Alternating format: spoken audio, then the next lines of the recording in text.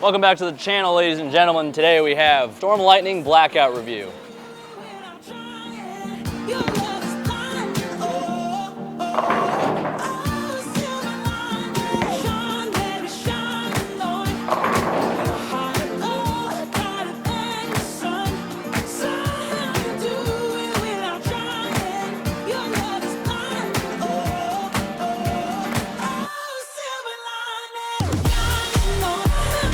I know the core numbers on this ball. I know it has REX on the cover, same as the Vibo, but I know the core numbers are 253 with a differential of 029. So what does that mean? It's gonna probably fit between our IQs and the hustle line. Today I have a one-handed and a two-handed layout for you. VLS, 2LS. VLS, 5x4 by 1 3/4. 2LS, 5x3x3. I'm not actually sure if it's 5x3x3 because I don't really know what my PAP is, but the last time I measured it, that's what it is. Based on how it's rolling though, I think the pin's a little bit longer. But we're gonna play around with the one-handed one first. Our very first one-handed and two-handed ball review. So those two-handers out there that are wondering, should I get this bowling ball? Hopefully we provide enough information for you to decide.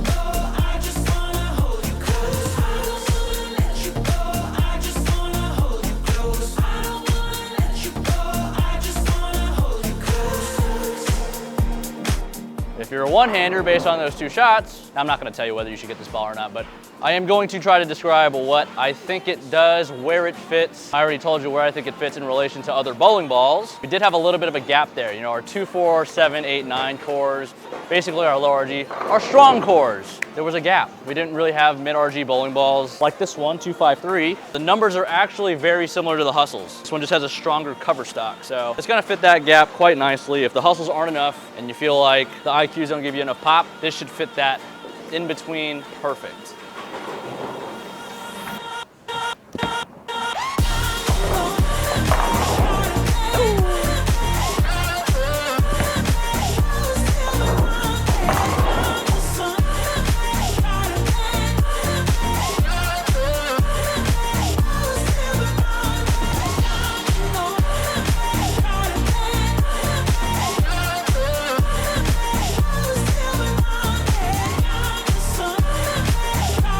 Now we've been bowling on this lane for 2.5 hours, so they're chopped up really good, pretty nasty.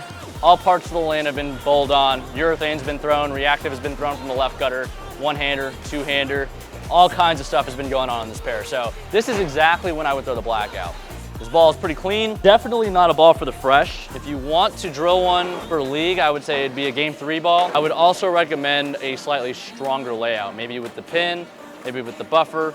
If you don't really understand what these things are, check out the link in the description below, howtobowl.com, to help improve your game. And I've stood in a different spot every time so far.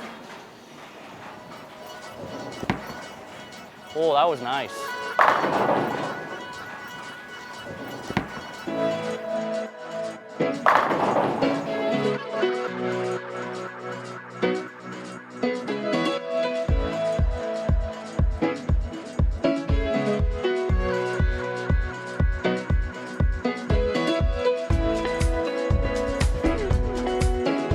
And the result was nice. The ball is way better when you one-handed than it is. It does. It does. It reads the body of the lane a lot better. If you guys watched the first 2 league nights, I threw the road the first night, the blackout the second night. I bowled horrendous on the second night. I don't want to blame the bowling ball, but it's the type of bowling ball for what we see in league, second shift league.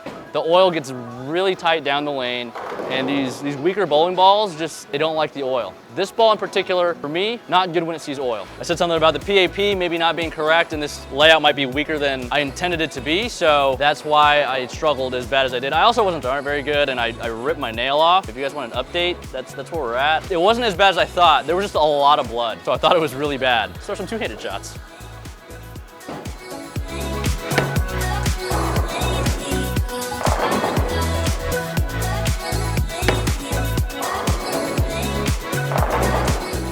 Not exactly in a great spot there. That's kind of the part of the lane where the two-handed shots were going down the lane. Pulled a couple of challenge matches and the front of the lane is beat. Right now, I'm thinking I can either play 15 or 25.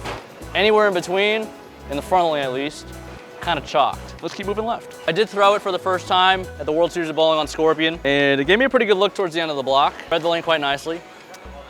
Yeah, that one looks pretty beat up. Compare the two, I've had one for about a week, and the other one I've been throwing since the World Series. I do think this ball is gonna be better when they're flatter. So for your sport patterns, if you need to open them up because that differential's so low, that means it's gonna be more controllable. It's gonna be smoother, it's gonna stay on line longer than a ball that would have more differential. Let's see what our two-handed shots look like in here though.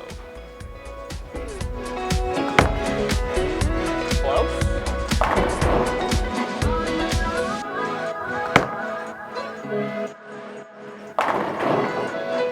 I'm gonna blame the layout. So my road has a 4x4x4 layout. It's much stronger. It's a stronger bowling ball, stronger layout, so it's gonna read the middle of the lane much more than the blackout will. If I had to do it all over again, I would definitely put the same layout on this one, just for the sake of seeing the difference between the balls a little bit better. This isn't a symmetrical ball. I would call it a low end ball. Definitely fitting towards the bottom of the bag. Still trying to figure out how to put my hand in the ball the same way every time too. Struggling with that.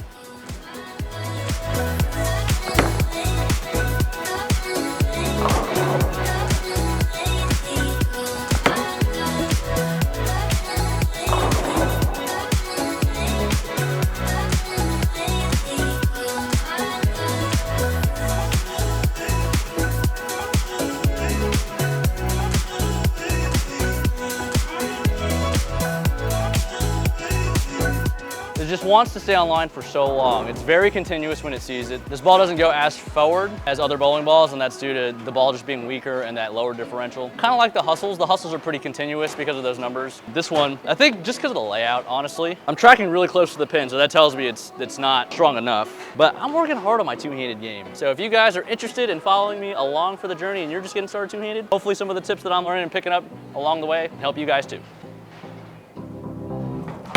Oh, that one was pretty good.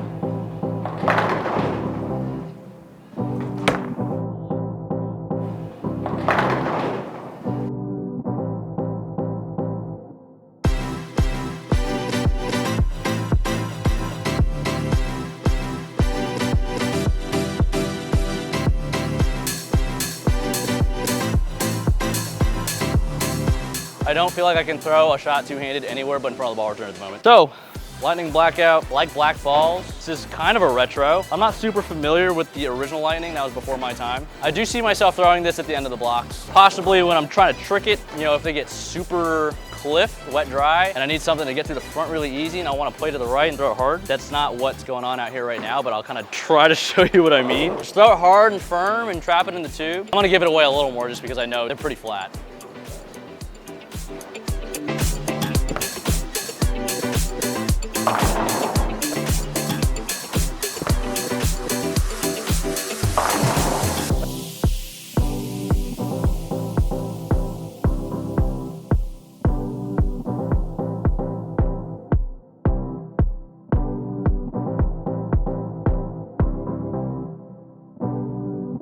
You know, kind of like that, you know, just tumble it, play that edge of the cliff, you know, if I get it to the right, hopefully because it's getting more forward, it'll stay on line, and then shallower angles, if we get in the oil, hopefully it still goes to the pins the right way. Those are the two times that I would see myself throwing this bowling ball. As a two-hander, if I'm not playing right at 15, which is when I would probably be throwing urethane, I'm just hooking it. And I'm just gonna be making ball changes based on how the ball's coming off the back of the pattern.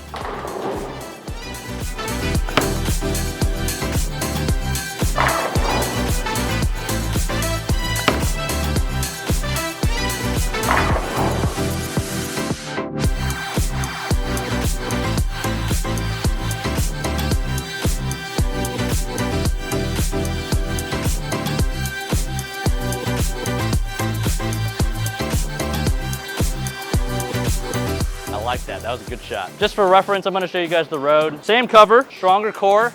This was also a hybrid, the blackout's a pearl. The biggest difference here, aside from the core, is gonna be the layout, which also affects the core.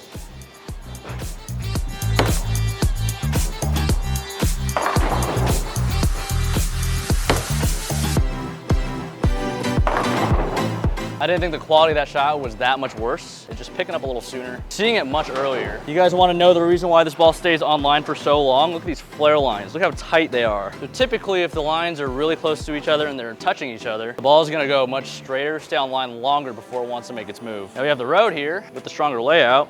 Kind of a little tough to see, but much wider flare lines between each oil strip. Ball's gonna get offline faster, AKA hook earlier, transition, get going forward faster. Again, if you guys have no idea what I'm saying, check out howtoball.com. Link in the description below. 20% off with, what's my code? D-Tang, yeah, that's what they call me. Thanks for watching, this is Brooklyn, and that's been the lightning blackout. Did it actually go Brooklyn? If you guys are interested, make sure you visit your Storm VIP Pro Shop and make sure you always blow up a storm, and we'll see you next time.